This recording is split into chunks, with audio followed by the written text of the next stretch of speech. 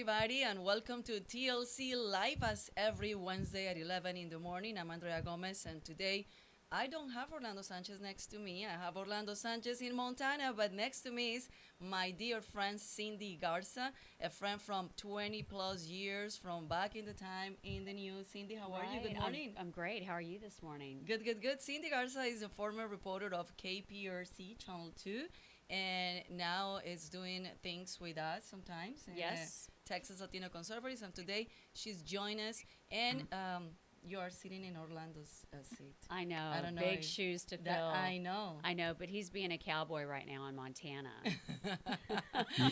Good morning, Mr. Sanchez. Having a good time in Montana because we are here with a horrible weather, dealing with flooding and a lot of rain the entire week.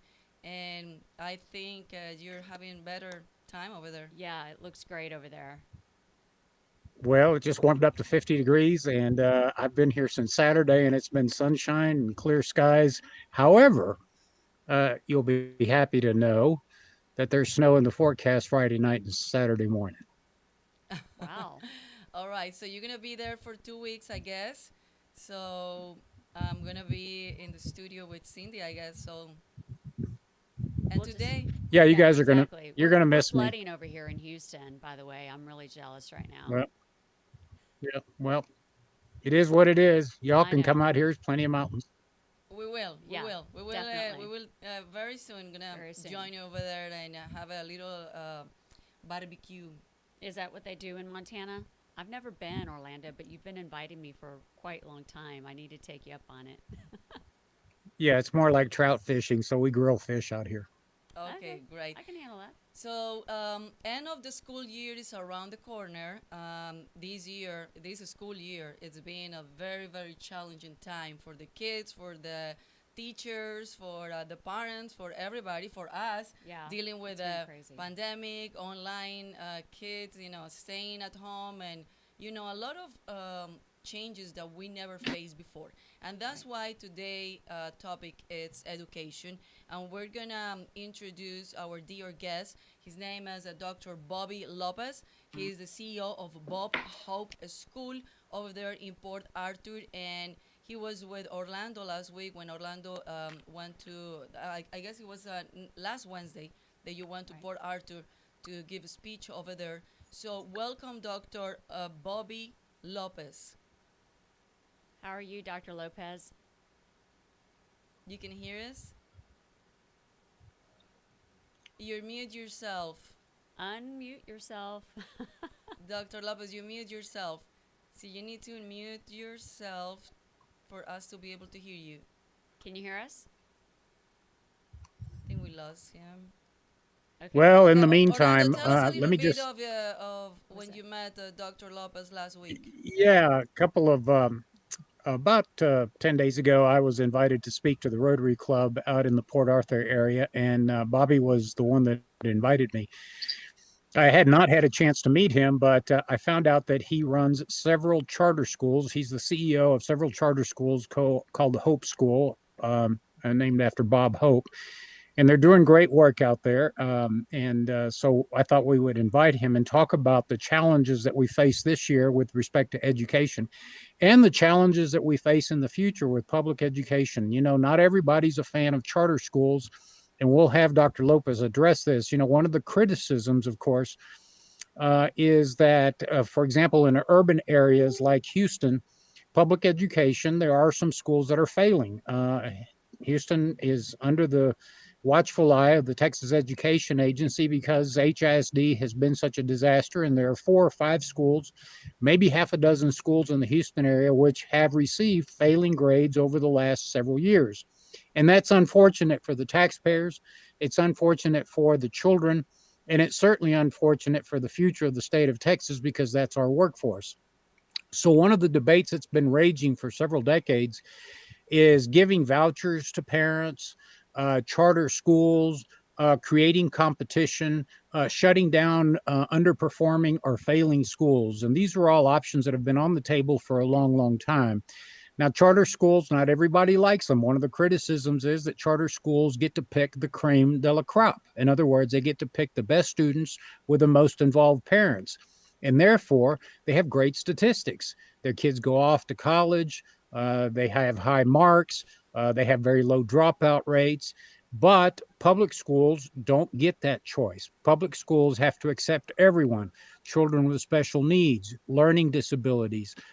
Some children are, severely physically challenged. And so public schools can't pick and choose. They have to accept everyone. And so those are the differences that I wanted to point out, because there is a lot of confusion in the Latino community about the choices that we have, Cindy and Andrea. There are charter schools, there's private schools, there's public schools. And maybe someday we'll have school vouchers. So hopefully Bobby got his microphone fixed and can tell us what the differences are. And does it put public schools at disadvantage? So, Bobby, are you on with us?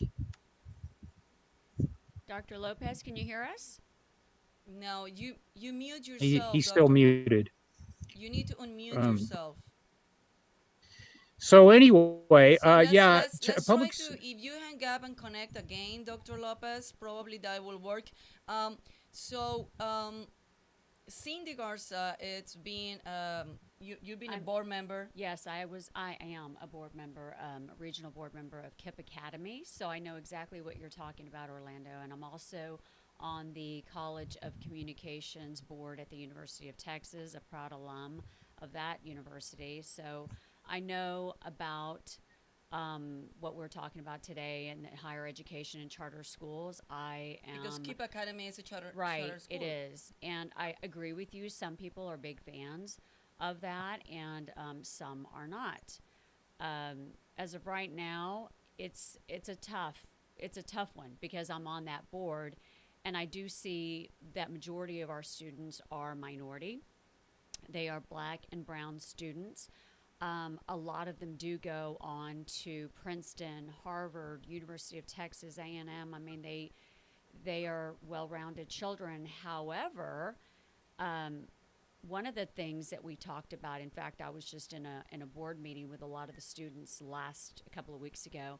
One of the things they mentioned was that when they came out and graduated from KIP Academy, and they went to Cambridge and they went to Princeton and they went to Harvard, that it was quite a culture shock because majority of the students at those universities were white. They were not brown, they were not black. Now I realize that this is not something that is the topic today, but I think that maybe that is good to To send out address, there, yeah. yeah, and talk about because it's quite a culture shock for them. Dr. Yeah. Lopez, Well, you can hear us now. I think we have you back. Dr. Lopez? Can you hear me now? Okay, Oh, yes, we yes. can. good. Thank you. Right. So now we have you. So Dr. Lopez, Yes, I don't know if you were hearing us the entire time. yes, I did. Okay, so Orlando was talking about when he went down to Port Arthur, but I was reading your biography, and I want to, of course, you introduce yourself and tell us a little bit about you. But you were part of the HIZ, and you went to U of H.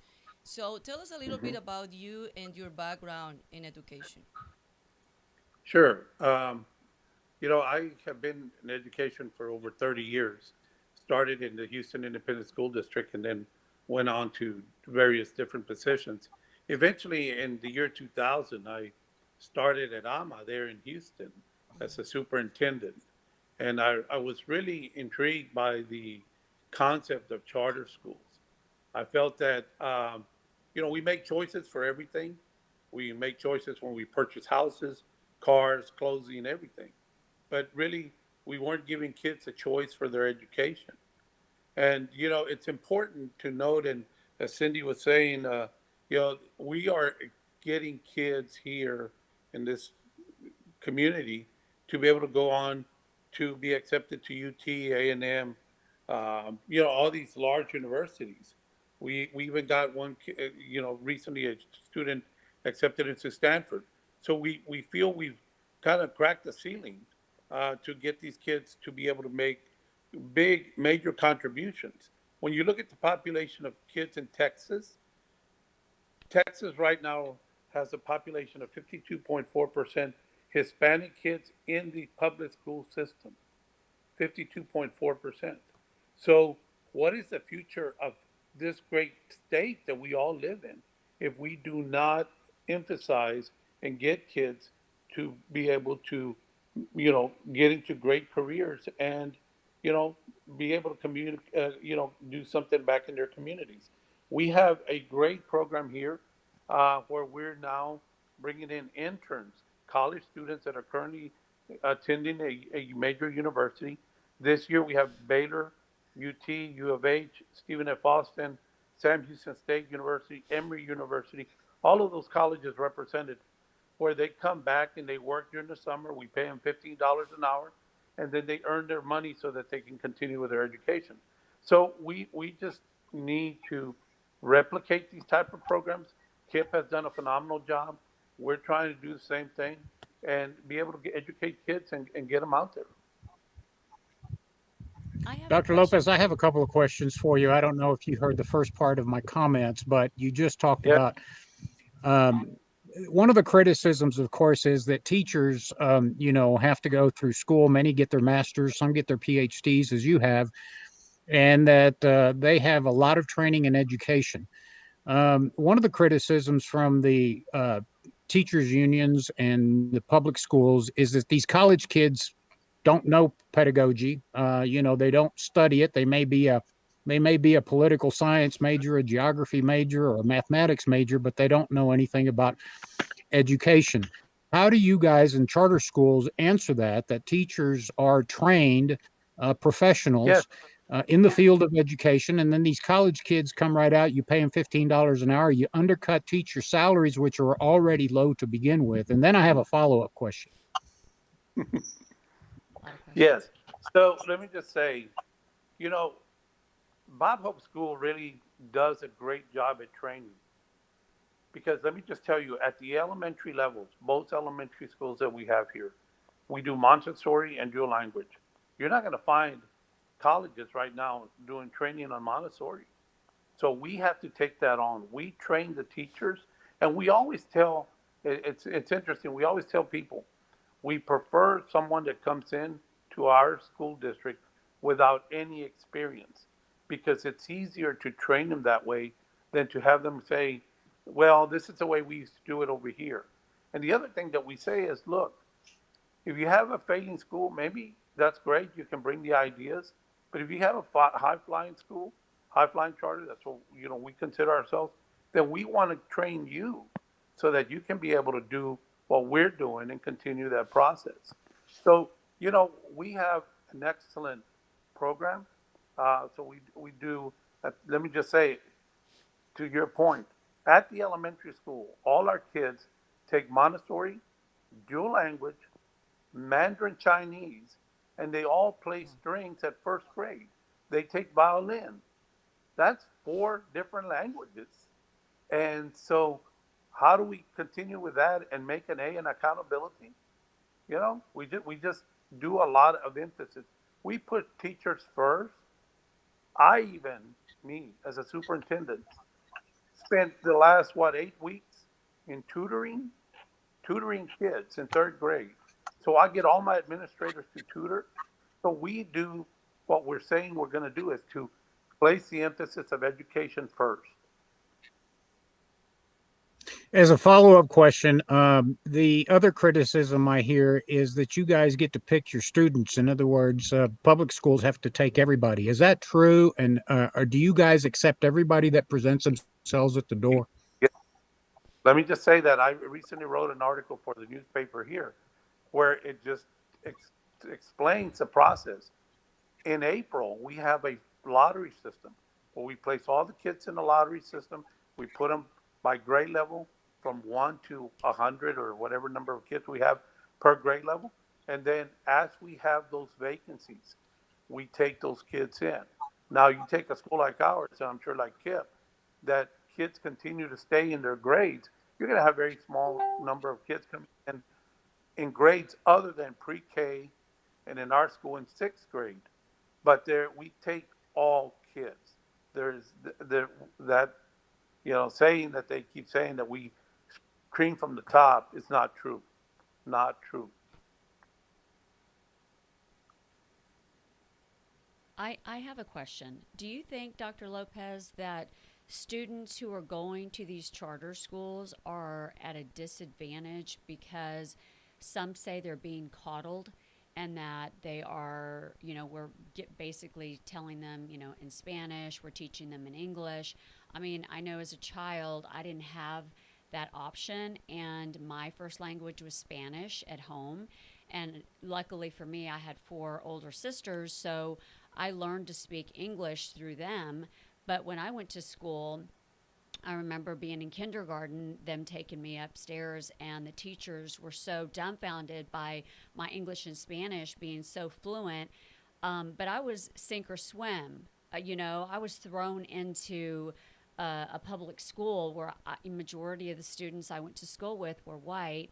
So I didn't have that option. But my question is: are these students? Are we coddling them, or is this good for them to be in that situation where we give them a chance and a choice to succeed? Yes, and I think we do need to give them a chance and a choice. And I'll just give you a case in point. Last night, we had the awards dinner for the top 10%, where these kids are going into these major colleges and universities, and had their parents in, and we had a nice little steak dinner, and baked potato was great. But at the end, one of the fathers came up and said, Dr. Lopez, I want to thank you. Thank you so much for bringing this program to Port Arthur. He said, I realized that when we started our child in sixth grade, we had complaints. There's too much homework. It's too long of a program. Why do they have to go to tutoring? Now that my daughter is going to the University of Houston, uh, you know, he said, I am so pleased that she is going, that you have allowed her to take college courses. She's got like 36 college hours. And so, you know, we know what it takes. Similar to what you said, I know what it took for me to get a doctorate. I came from two parents, Texan born, no education, didn't speak English, and we were five kids in our home. All of our kids, all the kids went through public school, and we finished. But it's we understand what the values are, and it's those values that we promote in our school. I tell everybody, hey, the values that we have here, my mother had those values, and that's why I'm pushing them on you, because I got to have a great education. I want you to be able to have a great education. Dr. Lopez, somebody is asking a question saying which grades you guys serve, K to 12 or only high school? Or Pre-kinder through 12, pre-K through 12, and we're in Port Arthur and in Beaumont. Now, we're anxiously awaiting to move into the Houston area, hopefully in the next few years. So, great. I have a question for you. You've been in the HISD in the 80s, and you've been in Houston many years. What is your thoughts about what happened in 2019 that Governor Abbott sent, to the state to take over of the HISD board members, I and support it and we fully. still have not a superintendent. We have an interim superintendent. I support it fully. I think if a district is not functioning, hey, let's look at us as charters. How many charters have they closed because they were not functioning? Right. Very simple. Well, there's nothing like accountability, Dr. Lopez, and I wholeheartedly agree. As you know, when Dr. Morath came in and told the school board that the state was going to take over, the school board, the Houston Independent School District, filed a lawsuit. And of course, now it's stuck in the civil courts. It'll probably go through the whole appellate system. But it's following legislation written by a Houston African American who actually said that he was tired of seeing failing schools, particularly in his neighborhood. So the legislation was passed by the Texas legislature, signed by the governor, but written by an African American from Houston. And now the school district is fighting it because it wants to maintain its failing schools and its local choice. I understand the importance of having local elected representatives on the school board, but when that school board becomes so dysfunctional, it wastes so much money, it underperforms all other schools, then it's time for the people of the state of Texas to step in. So I'm glad that you support the state's sanctions against the Houston Yes, Independent School District. And I support think it it's fully. important, as I said earlier, for students, for parents, and for the taxpayers, and for the future of the state of Texas. Yes, and again, you know, we have a phenomenal program, and it's kids keeping kids off the streets. Our program starts at 8:15. It ends at 4:30. Then we go to tutoring after school. Then we have tutorings on Saturday. We have sports that our kids participate in. There's just a lot of opportunity for kids to be involved. And let me just say, in the high schools, and this is a thing that we all need to recognize. Low income kids or economically disadvantaged kids doesn't mean the kid will not function. You take KIP, look at all the places that they're sending their colleges, the kids to college. We're doing the same thing. We have SAT camps that we start when they're in 10th grade. We do 2 weeks in the fall, 2 weeks in the summer, then the 11th grade, then 11th grade again, then 12th grade. By the time they take 12th grade, they're doing phenomenal work on the SAT. We do TSI camps. TSI is the college entrance exam. We start that in 8th grade. Then we do it over 8th grade summer. Then when they get to 9th grade, we start them in biology and algebra in college. I mean, that's unheard of. And but it's all for one group of kids, and that's our kids. You know, we have a waiting list of about 1,000 kids, but the waiting list, we can only have so many kids in our school, and there's definitely a need for more charters throughout all communities. I totally agree with you, Dr. Lopez. Having been on the board of KIP Academy, and you've actually given me a different perspective because there are a lot of kids, especially now, whose families are from Mexico. We have a lot of immigrants here who only speak Spanish and they don't have the opportunity for a great education. And we can't just throw them into the system, HISD or what have you, because I don't know if they'd make it really. And so, in a way, the perspective that you're giving me is a good one because these children do need that opportunity, and we are giving them that opportunity through these charter schools. So now I can proudly say I see both sides. Whereas some people are against it, some people are for it, but let's face it, we have a lot of people here in our country who are from Mexico and who do not, well, other countries, period, and they don't Right. speak English. And so there is a need. Absolutely. And thank you for giving There me that definitely is. perspective. Sure. I want to bring you back, Dr. Lopez, to comment you made just a moment ago. I was at Rice University one time, and there was as you know, I served on the Houston City Council, and many, many years ago, back in the early 90s and mid 90s, you talked about after school activities and keeping kids off the streets and keeping kids busy. Uh, in the 90s, they tried what was called, at least in the public parks in Houston, what was euphemistically called midnight basketball. But essentially, they were opening up recreation centers for young children whose parents may have two jobs or, were latchkey kids, as they say, to have somewhere to go to do some homework, to get some tutoring, and then perhaps play some recreational activities.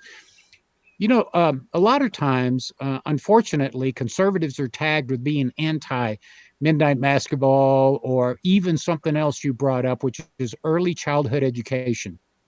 Uh, I'm of a different opinion. I think that families with low income, limited resources, deserve some help, some facility where the children can be tutored, that they can focus on homework, that they can have some quiet time, that they have access to a Wi-Fi or the internet, and that they might be able to play some sports afterward. God knows that with type 2 diabetes in the state of Texas is out of control.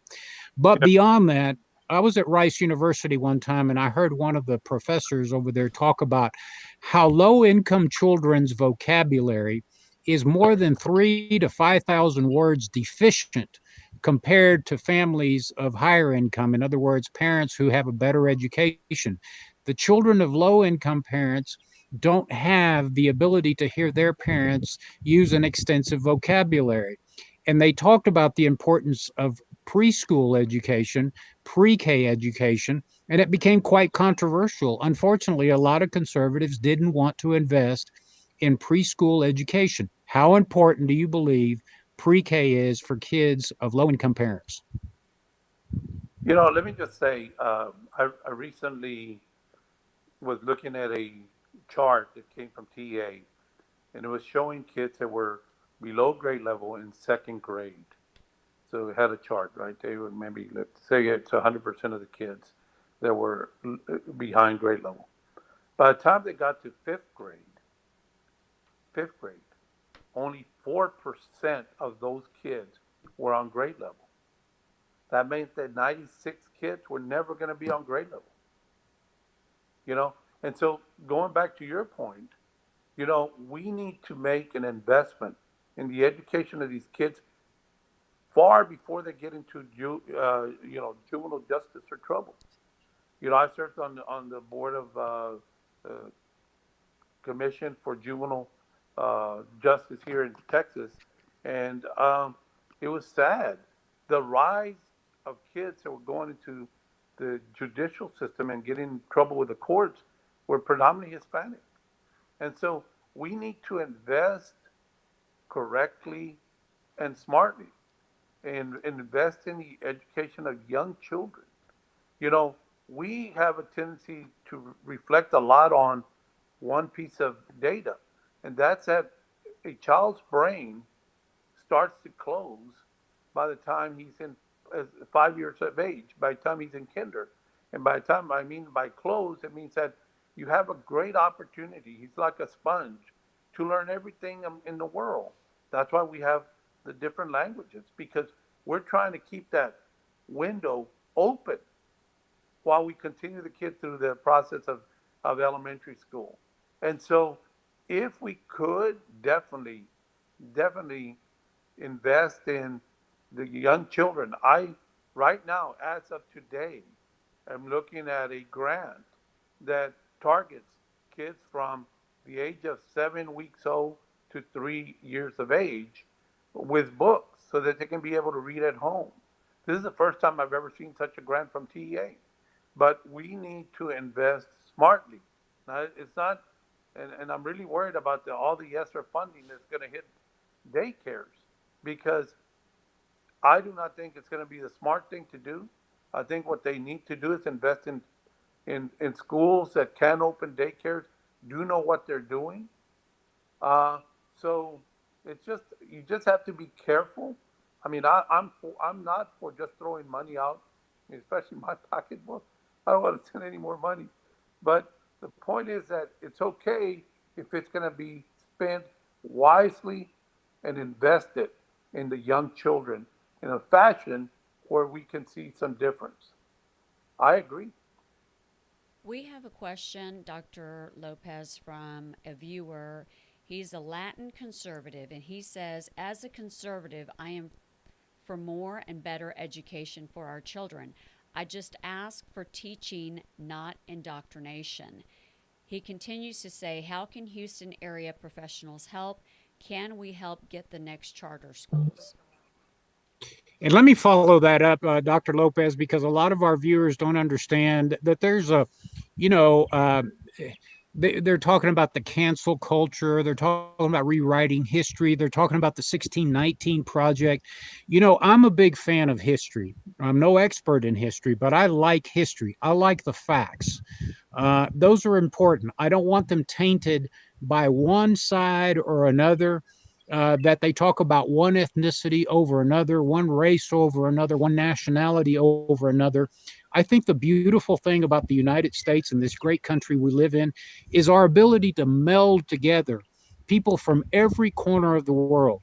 We celebrate the Czech food in certain areas of the state of Texas. We celebrate, Oktoberfest, which is a German-based celebration. We celebrate Cinco de Mayo, which even the Mexicans don't celebrate, but it's a day of celebrating the culture and the food.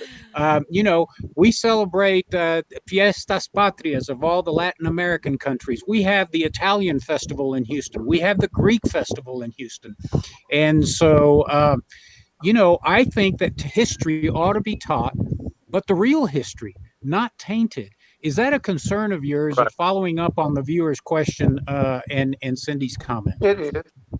It is. Again, let me just tell you, at our school, we have we have just, we don't celebrate just one or two or three cultures. We celebrate all of them, and we don't put 1 month for this and 1 month for that. We just wait till we finish in May with a STAR exam, and then after that, we do all kinds of celebrations. So yes, it's important to do it right, and not to focus on one ethnicity over another. And I'll just give you, again, case in point here. Uh, my mother and father, both born in Texas, both Texans, one in Hondo, one in Lockhart. When we grew up speaking Spanish, listening to Mexican or Spanish music. Uh, and what do I listen to now? What do my kids listen to? Country, rock, all kinds of different music. It's rare that we even speak Spanish. Well, I mean, my kids don't even speak Spanish. But the point is that, we've taken advantage of what this country allows us to do. Now, I'll tell you, Orlando, I've never been to another country like you have. And I just appreciate the fact that I was born and raised in Texas in the U.S. And Greatest country. Well, Dr. Lopez, and actually, that the same viewer that he was asking that question, he said, "I'm from Nicaragua, and I love the diversity that we have in the U.S. We do not have that in Nicaragua, and that totally confirm what you are just saying. Right. I'm from Colombia. I came in 1997.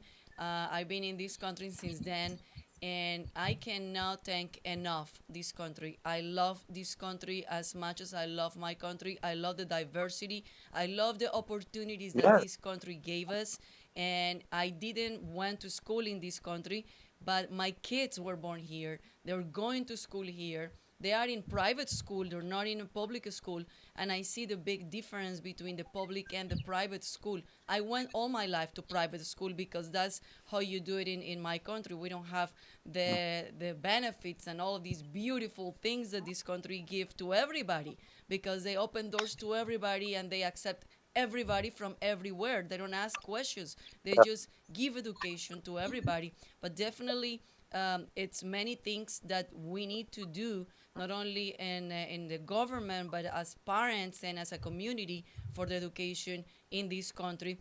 And my question now to you is, after living these challenging times during 2020 and 21, we still difficulties in the taking the kids with this pandemic and technology, and you were talking about the underserved community and the low income families, that they were facing a lot of challenge with technology because they have to go online pretty much the entire year. So, what is the plan for you guys, and what do you think it should Sure. be the plan for all the public Sure. system to solve or prevent this situation again? Yeah. And let me start by telling you that there used to be a myth that the the differences between the have and have nots in this country, that there was a void there for technology. And many people would say, man, if we could only get those economically disadvantaged kids with a laptop at home, we could get internet to them, man, we would really make a difference. Well, this year we have. We provided a laptop, Chromebook to every third grade to seniors. We provided iPads for every pre-K through second grade. And we provided hotspots. But we saw no difference in their education. What we failed to provide was an educated mom and dad, because they still have the mother and father working 2 jobs, 3 jobs. So we are anxious to get back face to face. We're going to do that on June the 14th when we come back to summer school, and we're going to hit it full time. We've already said the year's going to start full time, face to face. We're going to have after school programs, Saturday programs, tutorials, all of that. But it's going to be face to face. I have to Dr. commend you for Lopez, that. we want to go back real quick to a comment you made. I think you said your parents were from Hondo and Lockhart, and so you Yeah, are a Texan, or what I like to refer to as a Tejano. And I Tejano. want to take this opportunity to address an issue that I've seen over the course of the last couple of days. I don't know, Dr. Lopez, if you're aware, but Texas Latino conservatives put together a prestigious group of Texas historians, and they authored a resolution that was introduced in the Texas House of Representatives and has 6 co-sponsors already. And it actually passed the Texas House, and it's going over to the Senate. And it's to declare Tejano Day in Texas. And one of the comments that I've been reading on Facebook is, well, why don't we have an American Day? Or when are we going to celebrate Germans? And, it's a little disturbing because as long as I've lived in this country as an immigrant, I've enjoyed, as I mentioned earlier, the Greek festival. We have big parades around this country about the Irish holiday of the Shamrock and everything that represents the Irish culture. We have Worst Fest, in Houston. I remember in October we always had the Worst Fest, and so we have Mm-hmm. celebrations. During the Christmas period, we also have the holiday that's celebrated in the African culture, and it was quite disturbing to see people, take issue with that. One of the things that we want to do is historically, in my opinion, historically, I think the contributions of Tejanos, and Tejanos includes everybody, which were African Americans, they were Spaniards that came here from the Canary Islands, there were the Mexicans that lived on this side of the Rio Grande, there were African Americans that fought that were also considered Tejanos. If you read the resolution, which we have online, it honors everybody. A Tejano is not just a Mexican, but the Mexican culture here in Texas do like to refer to themselves as Tejanos. We also celebrate Tejano music in Texas, which is very big, especially out in the San Antonio area. Yeah. And so I'm a little troubled by the fact that some folks that consider themselves conservatives take umbrage at the fact that we're considering a piece of legislation which would celebrate Tejano Day in Texas. Again, I want to repeat, I'm for the real history.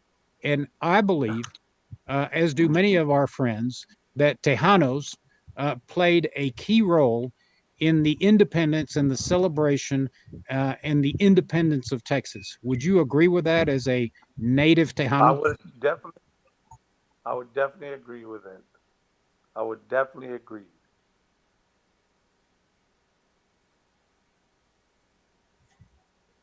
I guess I Okay. agree too. Well, I I don't think have he a different froze up. opinion. Oh, I'm sorry. I agree.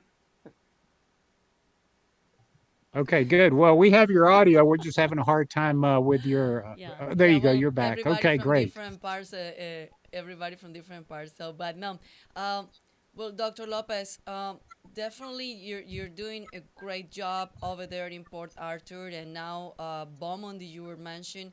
And when we can see things happening in Houston with your school.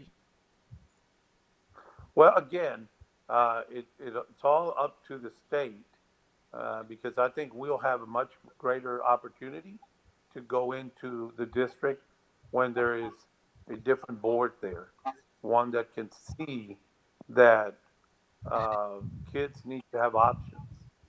And so, as soon as that hopefully takes place, we'll be able to go in there and because our contract would have to be with the school board.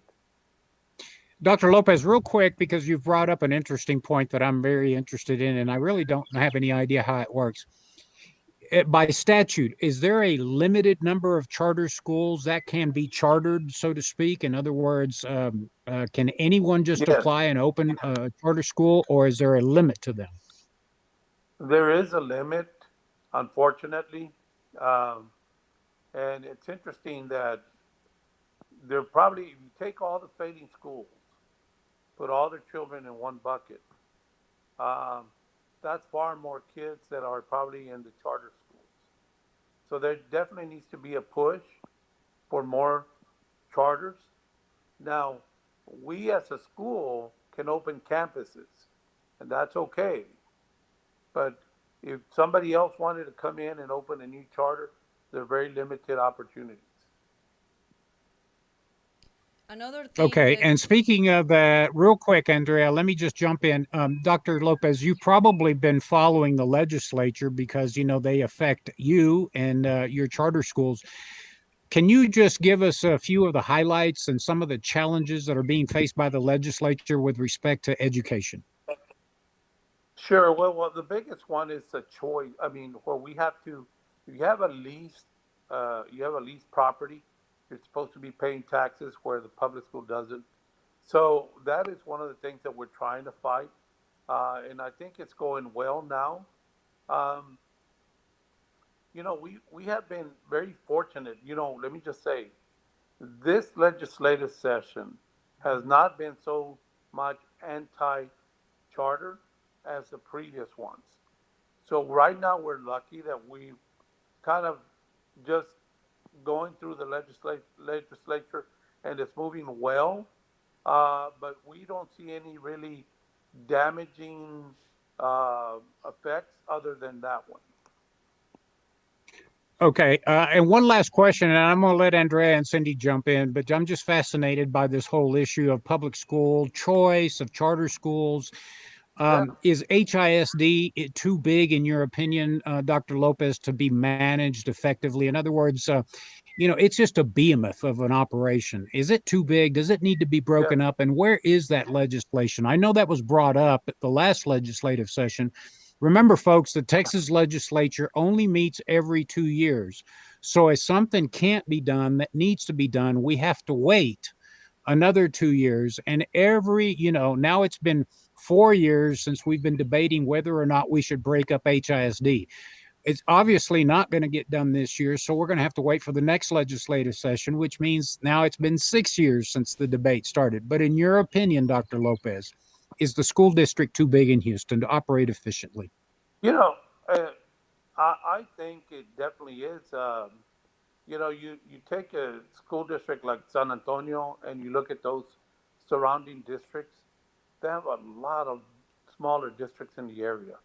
I think that they would benefit, definitely would benefit from breaking it up into smaller districts and having a specific superintendent of schools and board for each particular area.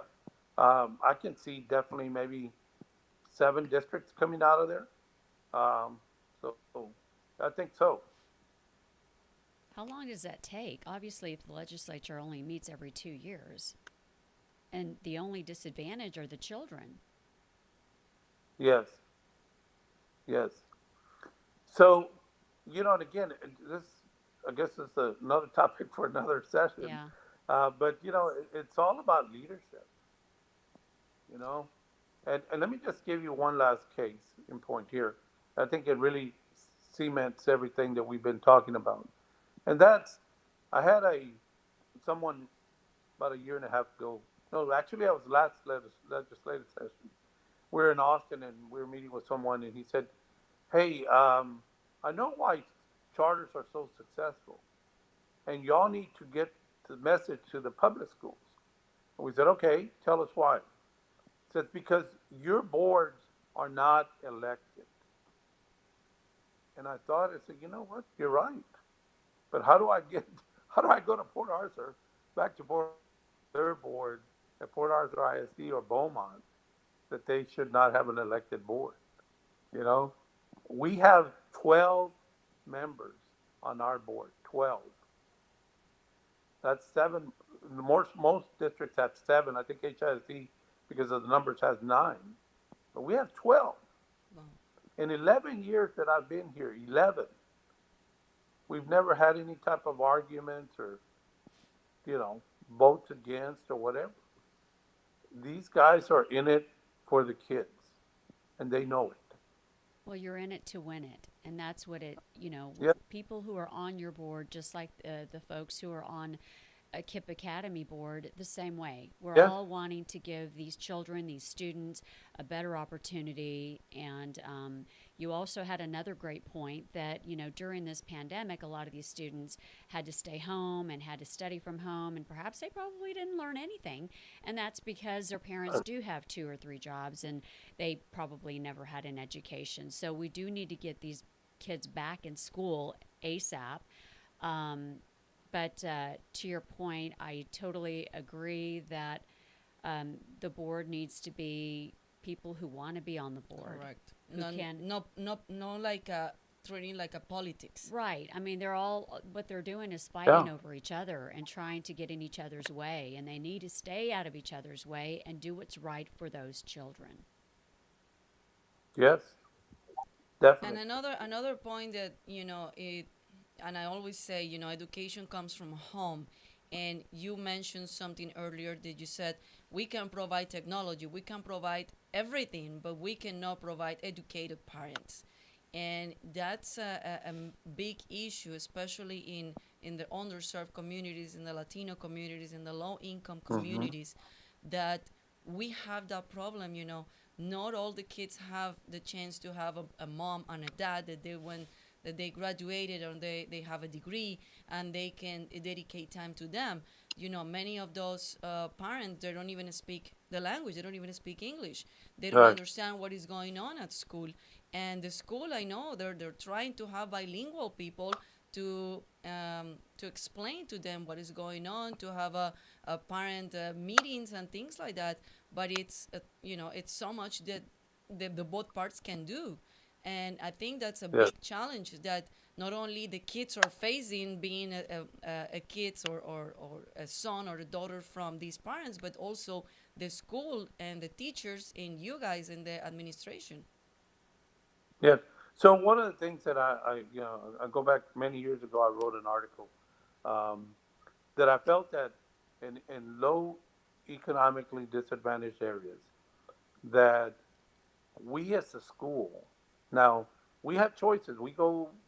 I mean, I have a choice to work at Bob Hope, but those people that elect to work in low socioeconomic neighborhoods, we need to take the idea that we're going to be the surrogate parents as a school.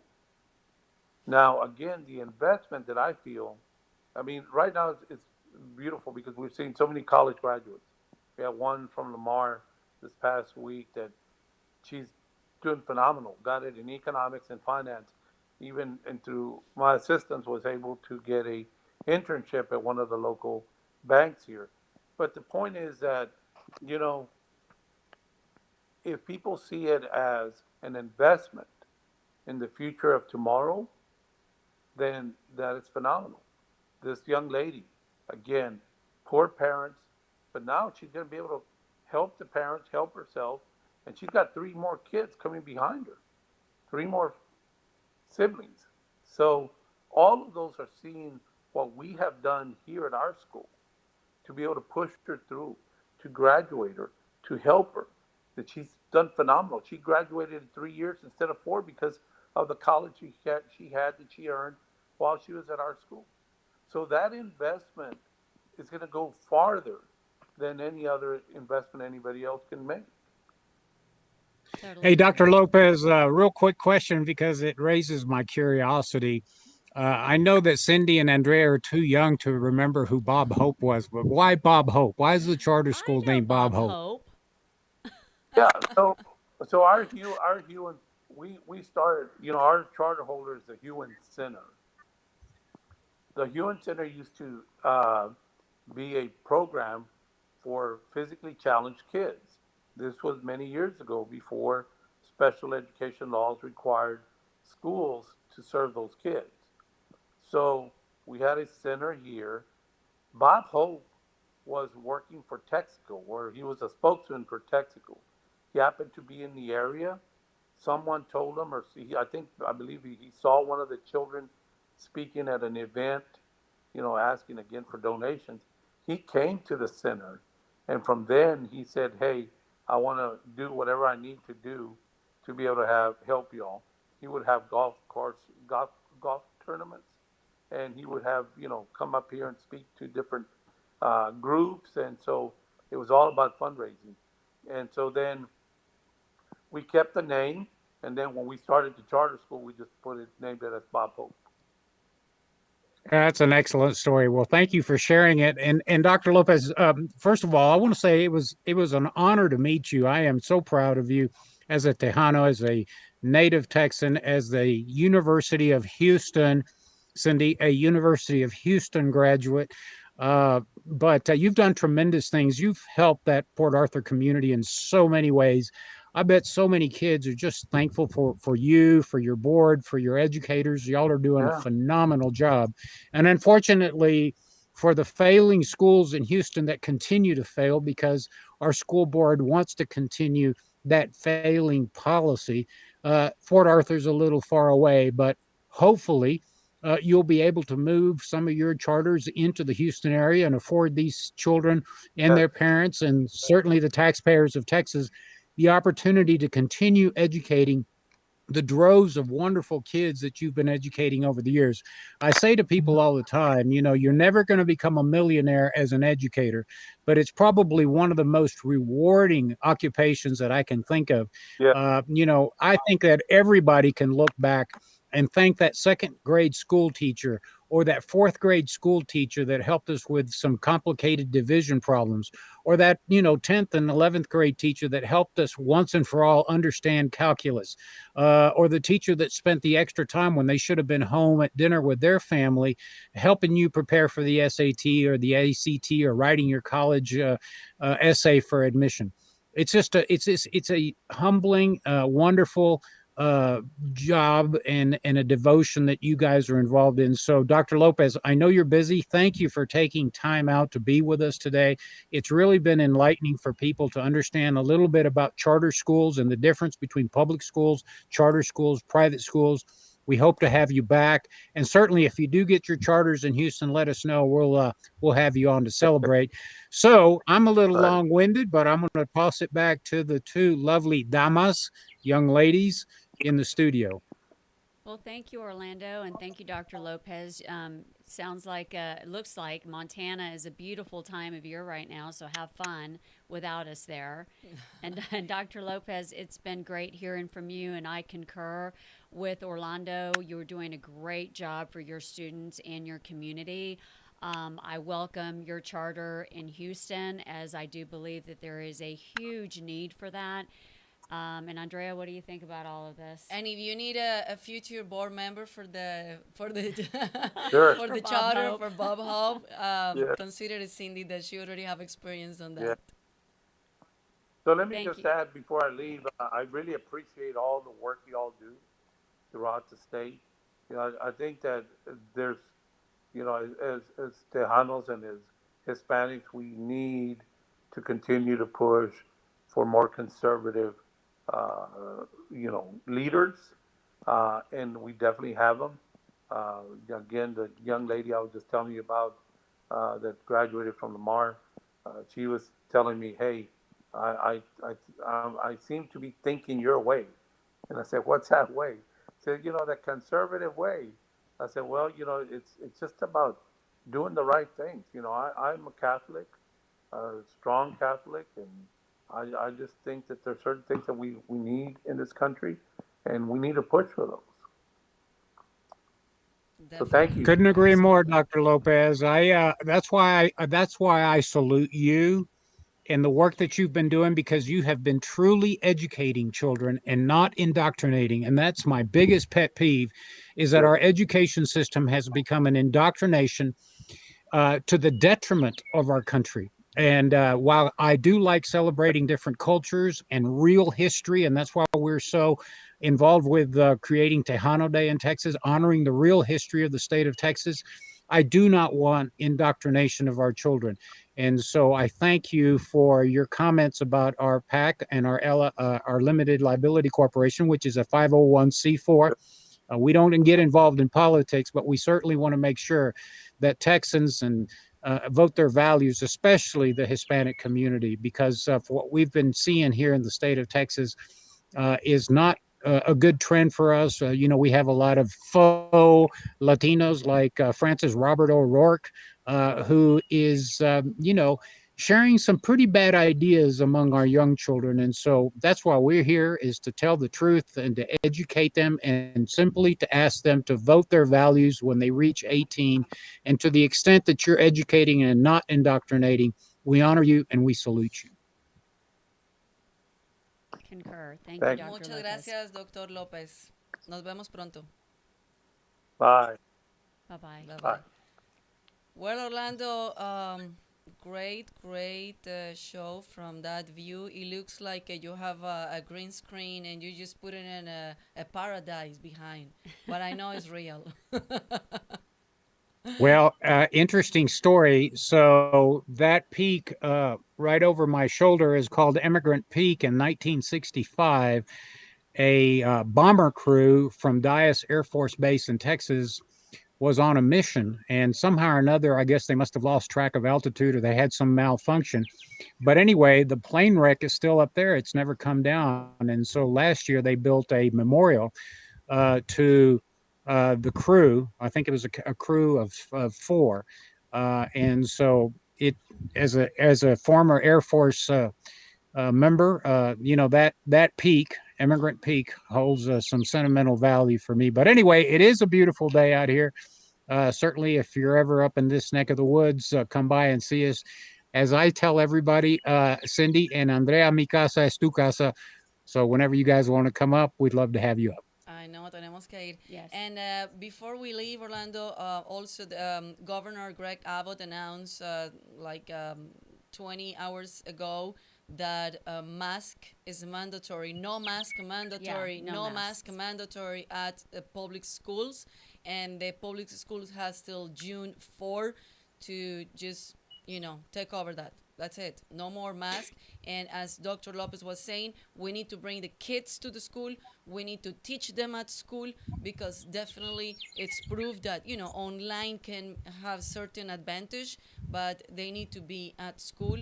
And if it's no mask and everybody, now the numbers of the COVID-19 cases went low in Texas. So we need to bring the kids back to school and no mask for them. I agree, Andrea. No more big government, no more indoctrination. So we're out of time. I'll see you guys next week. Cindy, thank you for filling in. You did a marvelous job. You're certainly far more attractive than I am, but unfortunately, I will be in that seat. I will be back in that seat when I get back. So anyway, enjoy the rest of your week, guys, and I look forward to seeing you guys again next week. Okay, Okay, thank Orlando, you. thank you so much. See you later. Have fun. I don't know how we're gonna enjoy this weather. I That is gonna be know. the rest of the week. It's gonna be horrible, but a I lot of know. flooding. So, and also the hurricane season is coming June 1st till November 30th. But we're gonna try to do what the best that we can do. Como Yeah. dicen, si del cielo te caen limonadas, limones, haz Wait, limonada. Exactly. We're making lemonade out of lemons. So please visit us in TexasLatinoConservatives.com, TexasLatinoConservatives.com. Be part of our family. Help us to help. Remember to become a member. It's only $35 per year. Only $35. And we can do so much with that.